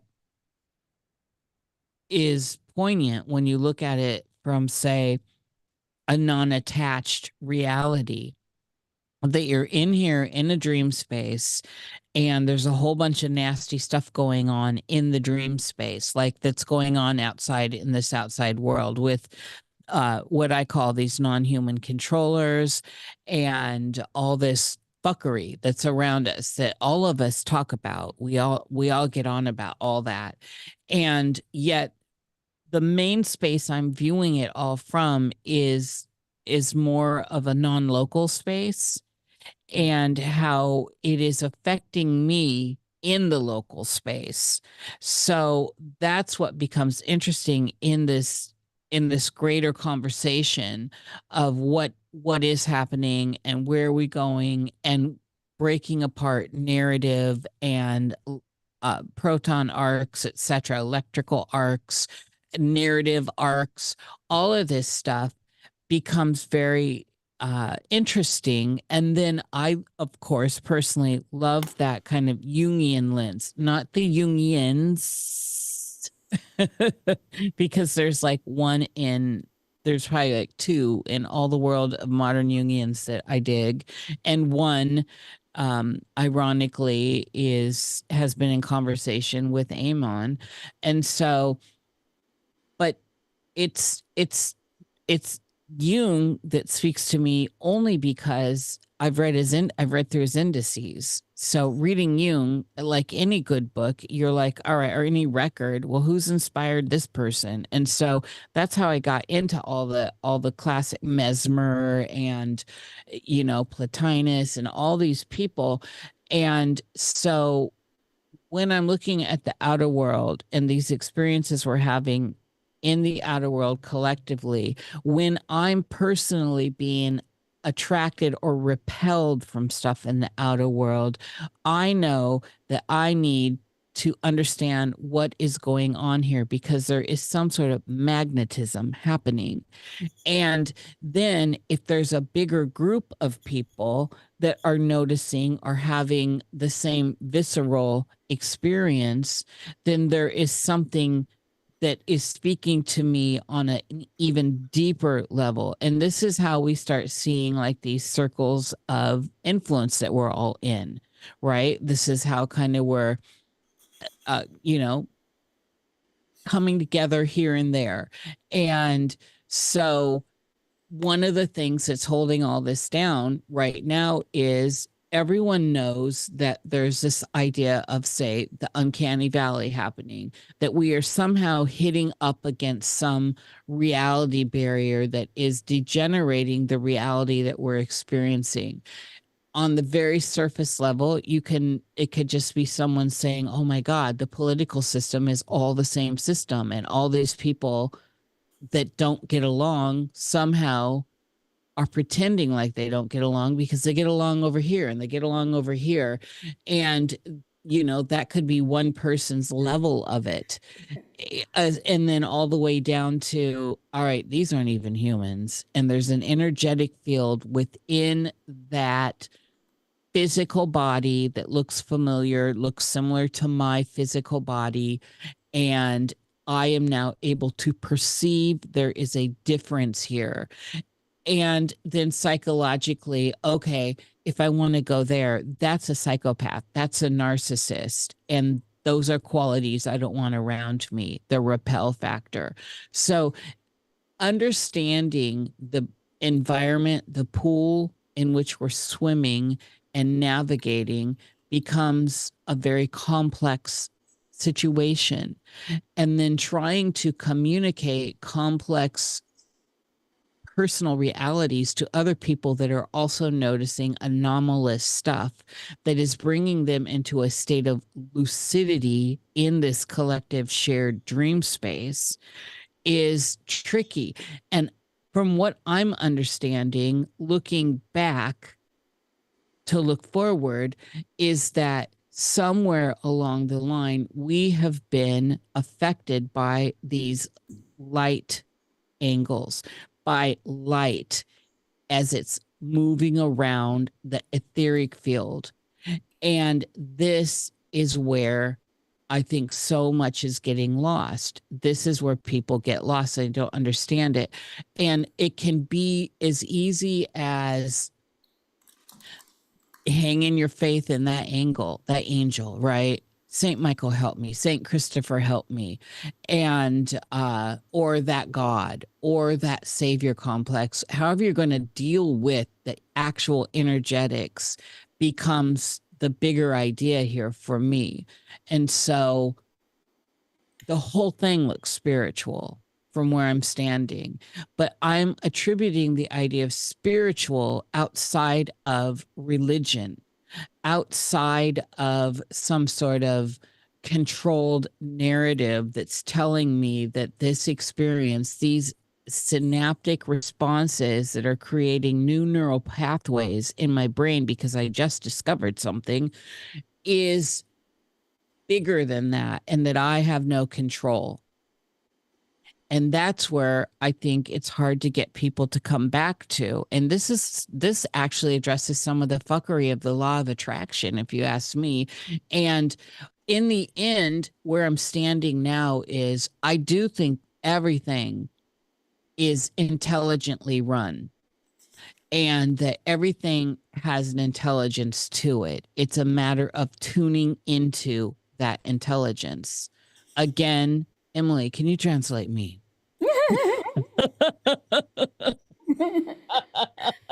I'd be curious to know what Dani thought you said. Right. No, Dani's always tripping on me. Nobody in chat knows what you're talking about, so I think you need to retranslate yourself.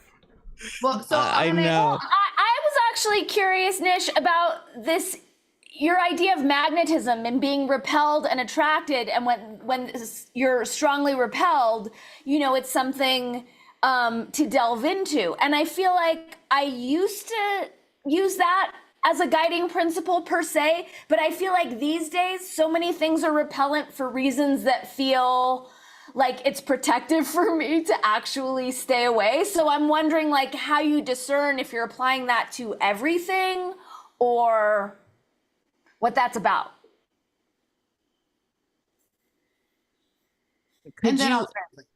Okay, so Dani, could you elaborate on that? I know it's funny me asking that question of you, but my mind's so broad with that question that I think to maybe try and answer it, I need it honed down a little.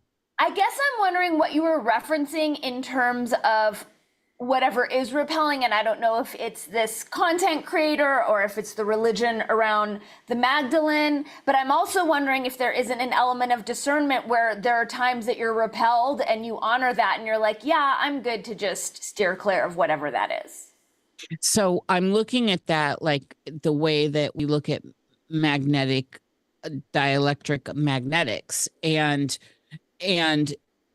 if I'm repelled, okay, I guess a better way to maybe address this is to go through psychology. Is if I'm repelled, Jung always said that it's possible that you have shadow content on that, whatever that is. It could be a person, it could be a situation, it can be anything, but it's attract your shadow energy. And the key there is, remember, in Jungian in-depth psychology, is to integrate everything, right? It's an integration process. Yep. And so if you're being repelled by it, this is the bigger sign that it's shadow content, and that you do actually need to move towards it to understand why you have a shadow on it. And this could be something as simple as, I don't like that motherfucker. You've got to ask yourself, why don't you like that motherfucker? And then otherwise you'll be side talking that person everywhere, which we all do. This is human nature. This is why Jung was so brilliant bringing this forward. So in particular, in being repelled, this is a bigger sign that I need to go in that direction, and I need to find a way to access it or override the actual function that's happening, that's at play psychologically, so that I can take my shadow off of the situation and see it for what it is.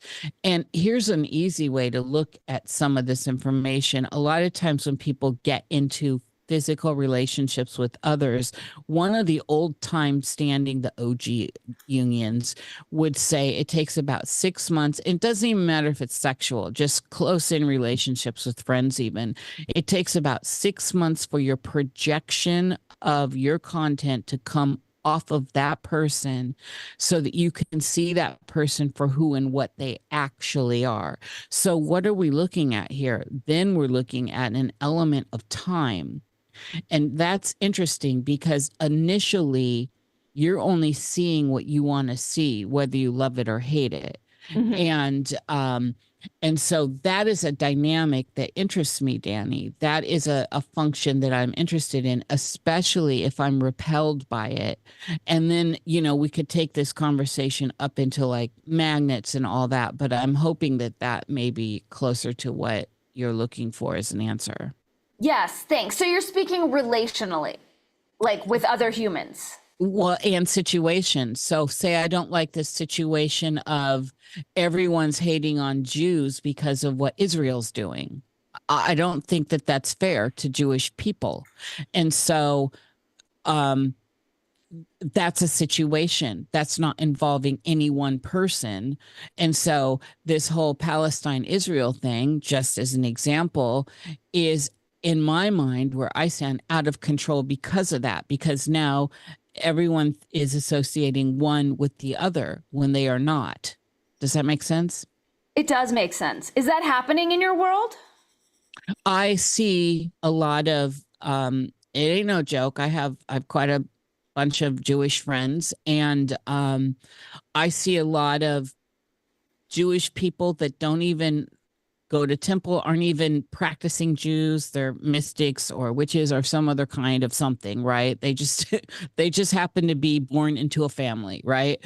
Like everyone else. And they're feeling the tension out there in this, because a lot of misinformed people are just projecting this narrative onto Jews, that Jews are actually doing all this to the Palestinians. And sure, the Israeli government is, and we've all talked ad nauseum at this, but I know Jewish people that are having a not so easy time right now in the world because of that conflation. Mm-hmm, mm-hmm.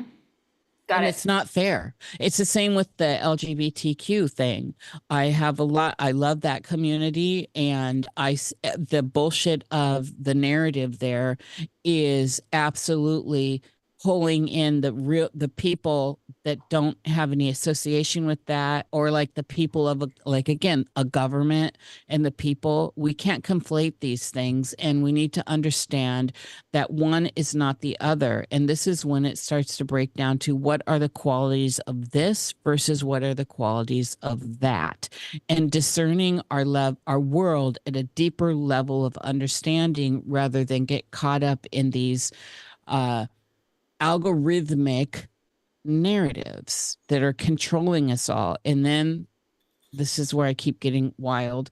But then we got to understand, well, what are these algorithmic narratives? What are algorithms? We're looking at electricity, and then we're looking at how electricity affects light, and then we're looking at solid light, and then we find our way into, the digital world and the matrix, and facsimile after facsimile, and again, eventually it's a big mess of Matryoshka dolls.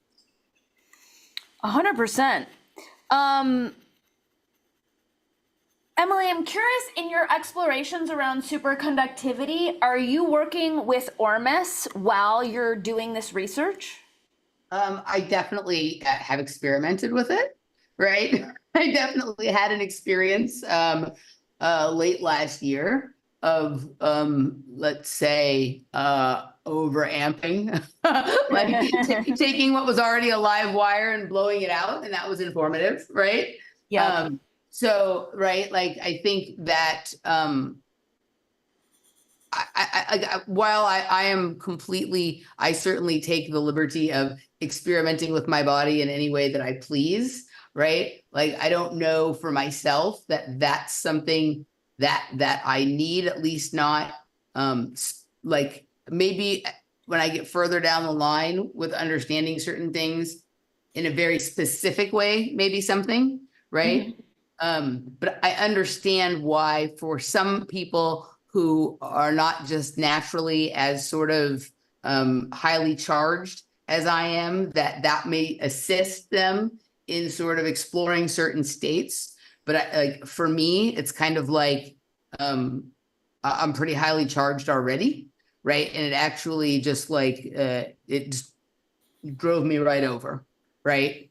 And I had to kind of like reground and then kind of find my frequency again. Yeah, like I don't think it's necessary for me, but as I become more intelligent in this arena, there's many different kinds of Ormus and monoatomic elements and things like that, right? But I think for me it would have to be pretty specific, probably for everyone, but like, yeah, I've definitely experimented. As to what you guys were talking about, I have two sort of, like Nish, I posted both in our chat here on Zoom and in the YouTube that sermon from Bill Donahue about light angles, right? And I also would point people to a lot of this has to do with our eyes, right? And it's got to do with like cryptochromes. There's like literally pigmentation that is not like it's part of how it's not just making your eyes blue or whatever it is. It literally decodes light differently. Also, people have buildups of different lipids and fats and things like that, proteins in their eye that literally make the way that they decode the information they receive from the light that they are intaking different, right? And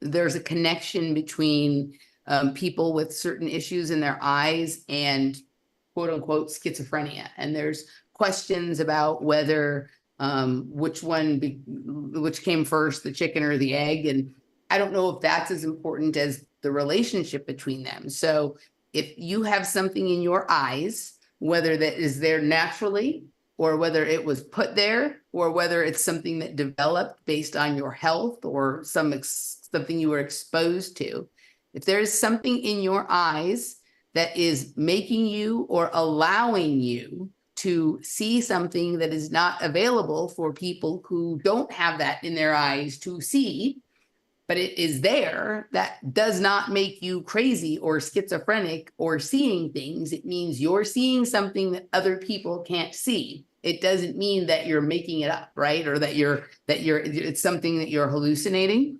So I think what has been classified as the mental illness schizophrenia, and I'm sure many others, is actually just people who decode light differently and are not,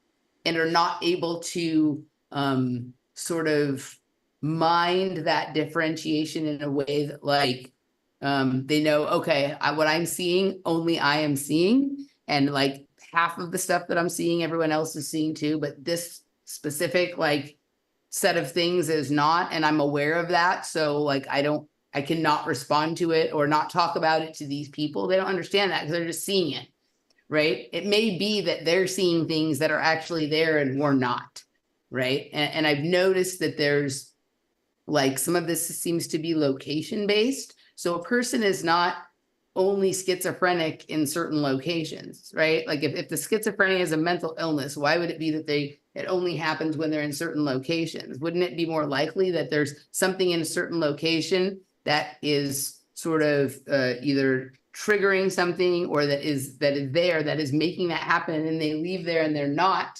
right? What if the light there? What if there's something in the environment there that when light hits it, they're decoding it differently, right? That is a different thing. It's a fundamentally different thing.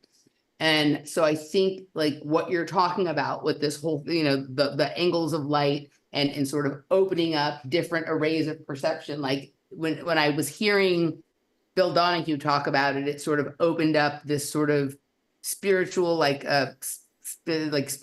scientific spiritual sort of understanding, in a different way than some of the other things that I had been looking at, right? So how we decode and perceive light is unique to us, though it's like broadly shared, right? Like most of what we see is the same, but none of us really knows what it's like to see the world through someone else's eyes.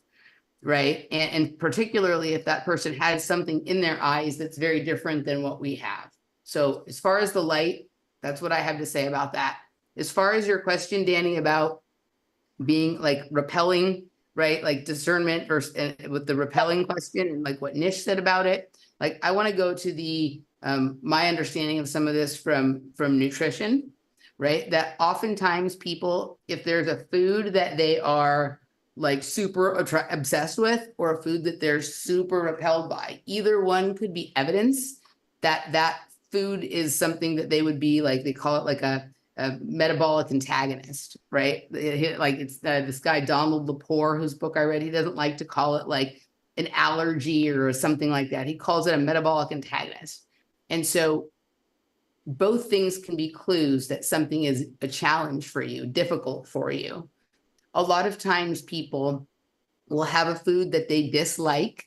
And then if their parents like make them eat it, or if they decide they want to overcome their repulsion to it, they will then later become obsessed with it. And they'll like want to eat it all the time. And it's often a food that is not really great for them. It's a metabolic antagonist. But rather than just avoiding it, you can sort of cozy up to it in a way that is healthy by balancing it with its sort of, with the specific other thing that sort of offsets it in a way that allows you to let sort of just the right amount of it into your system, right?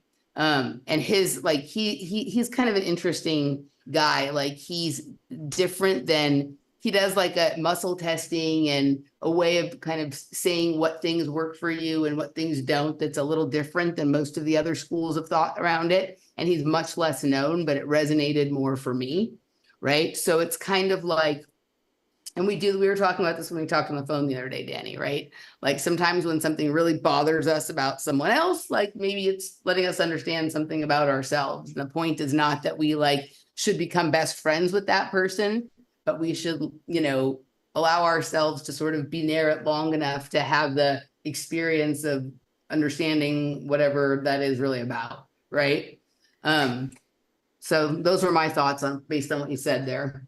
That makes sense. I think what I was thinking of when you brought it up, Nish, I was thinking of place and living in Los Angeles where energetically there were certain places that just felt so off, like take Hollywood and Highland. Like I would never do anything there. I would turn down all invitations because something felt fundamentally evil, chaotic, distorted. I'm thinking of things that I'm sensing on energetic planes that are just trouble that I don't want to take into my field.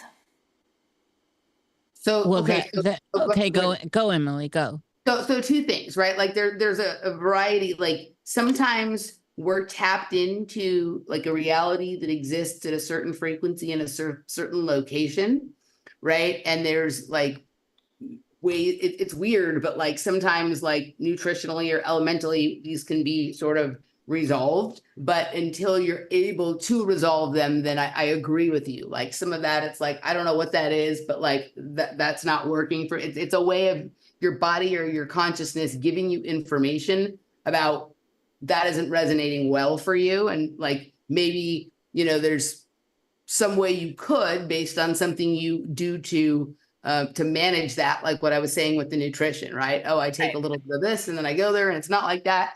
But it requires some sensibility and intuition and experimentation to sort of figure that out. And then and this actually is sort of connected, what you were saying earlier, Nish, about like the algorithms, right? About these ideas that people sort of coalesce around, and then that becomes like an algorithm.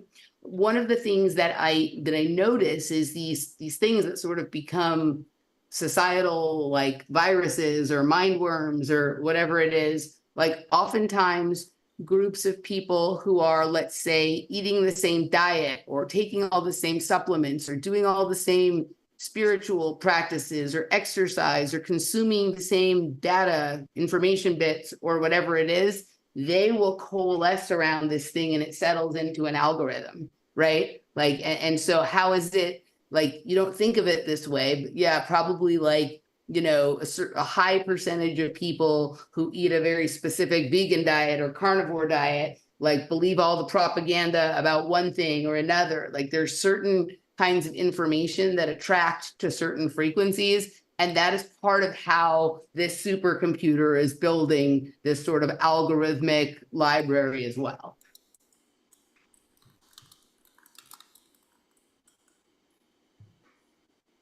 Like think about how some of these ideas came about at the same time certain food fads come about. Like it would be really interesting to track like what social contagions came in the same year as kombucha, or the same year that like Beyond Meat was introduced, or that, whatever, some other item that like very few or nobody knew about before, but suddenly is like popular and all the cool kids are eating it or drinking it or whatever it is, and take an inventory of what their belief system is and see what the timing was with those things. Right. That's a really good point. But even like my resistance to 5G, I guess and I know at some point everything is about alchemy and finding the right match. I also think it's about how much energy units we have available in a day and what tasks are worthy of taking on, what's worthy of transmuting, of figuring out, all of those things. Totally. Right. We have to decide what things we're going to give intention and attention to. And then within that, take some of the cares that we just talked about. Right. Totally. This also speaks to this idea that gets back to these fundamentals of our realm and our earthships that we are in, our bodies, our temples, whatever, is that we know that we're working with so much energy electronically in our body. I'm said electronically intentionally because your phone has a charge and it has so much time before you have to plug it in and let it charge, right? I mean, so we are the same way, and we what do? We power down to go into a state of stasis, and some people can I think most people, at least OG people, would find their way into different states of sleep. And some of those states of sleep, say dreaming, are portals to other dimensions and experiences. And as I said earlier,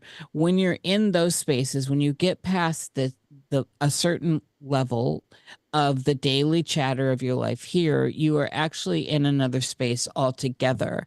And I'm just making this simple for people out there because I know you all know this language. But so when you're in these other spaces fully immersed, you're not thinking about this life. I'm not thinking about Nish and what Nish has to do and all that. I could care less. It does not even exist for me for the most part, unless I go lucid and I encounter things from this experience. And that can sometimes tie into, say, that the people that have, and I air quote here, died or passed on, elements of this world of real people, real souled people, ensouled people that we experience in those planes because we move in and out of these planes together. And again, we saw this through different narratives, and OA really brings us into focus. And so when we come, so the body has to recharge. We have no choice. I get to that point where I'm literally on a quarter of a bar, 10, 9, 8%. I got to lay down or I'm out. And I don't know how everyone else deals with it, but I can't. I have to go lay down, and it just is what it is. And that happens on the other side for me too. But these sides aren't separate. They're coexisting, and there are more than just those spaces, because for some reason this one, because of the democratic nature of how we're all dreaming it, seems it's denser. Obviously, this is the material denser layer, but that space also has democratic experience, that you get into a space in a lucid experience in the dream realm, and you're with other lucid people in the dream realm.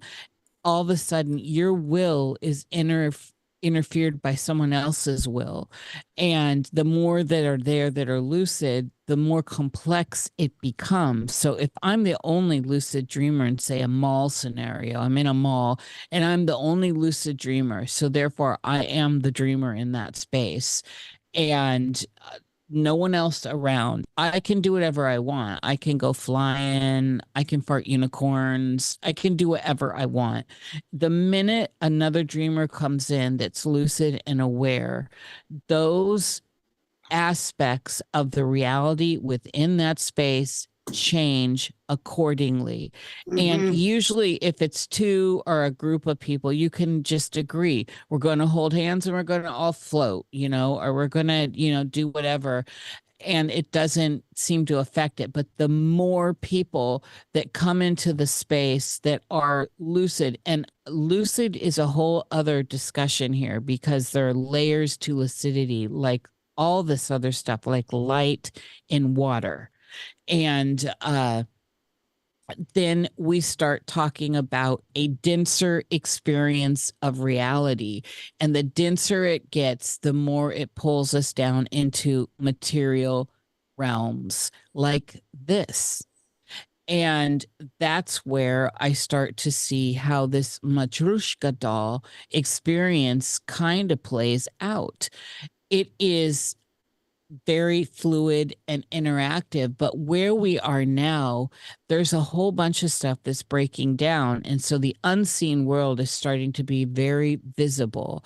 The laws that we once attributed to, I'm talking about the physical laws here, are starting to kind of crack, because what do we have? We have this idea that, well, so a lot of the stuff Emily and the shows I did with Emily, like solid light and density of light through water and all that, we're starting to see how malleable this space is because more people are falling out of lucidity. And so it's looking crazier. But as that happens, if we allow that residue to wash off of us, that we are in some sort of solid space, in some solid plane of materiality, and realize that if we apply the rules that we do to the etheric side of the dream or dreaming in this space, as more people start to fall away in lucidity, we start to see the unusual. We start to see these weird things washing up on the shores. We start to see flickering in weird areas and glitching in the world around us, and experiences where you sit down and your whole body feels like it just went through the chair, but it didn't. It's your etheric body, so to speak. I'm just trying to use language that people understand.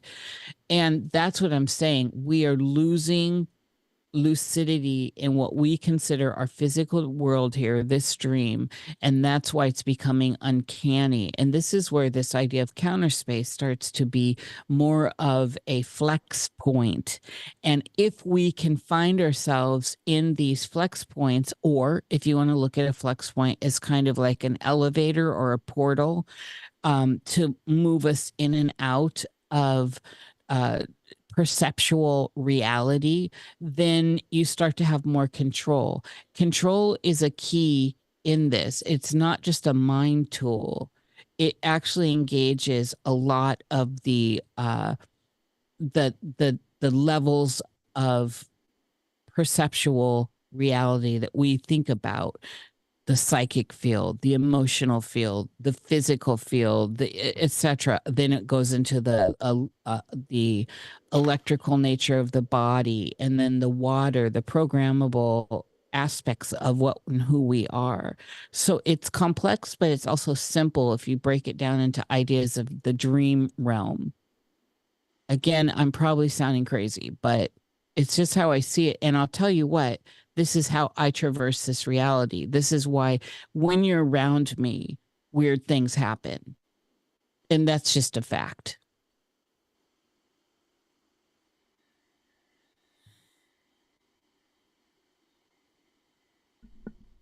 Okay. All righty. So it's been been 2 hours. Emily's got to go to bed. I've been working since 7 this morning, and I have to be back at 7 tomorrow, so I have to wrap. But it was really nice to chat with you guys. Yeah, it was great chatting with you. Thank you guys so much. People in chat were saying we should do a monthly show together. Wow. All 4 of us? Yeah. Well, that's a compliment. Aww. This was fun. I know, it was fun. So think It was about totally fun. Yeah, I would love to chat with you guys more soon. I just tired. Yeah, no worries. Thanks for showing up, Emily. You rock. Thanks to both Thank of you you guys for having me. Hey, it was great. And Dani, thank you for having Dani. Thank you for having us. Yes, thank you so much. We're a duo. You're welcome. Thank you. Yes. Come Thank you, back Dani. anytime. Thank you. And Emily. Yeah. And everyone out there, y'all know I'm not in the chat. So thank you, whoever's out there. I don't even know how many people are out there, but this was a fun show. And it's been a minute. Yeah. It's been a minute. It's been a minute. Well, I jump into y'all's word salad. So y'all know I'm in there. Yep. We love it when you're in there, Nish. Thank you. We love it. Thanks for everybody who hung out and for people who double dipped on Dani and I today.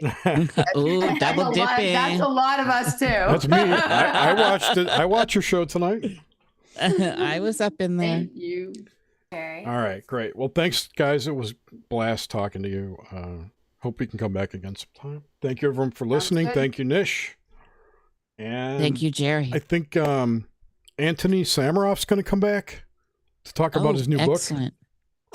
Excellent. So I haven't scheduled that, but probably in July. Other than that, got nothing. Have a good one, everyone. Thanks again. And I love you all. Bye, guys. Take care. Thank you. Bye-bye. Thank you so much. Good night, guys. Thanks, guys. Have a good night. Love you all. Thank you. Good night.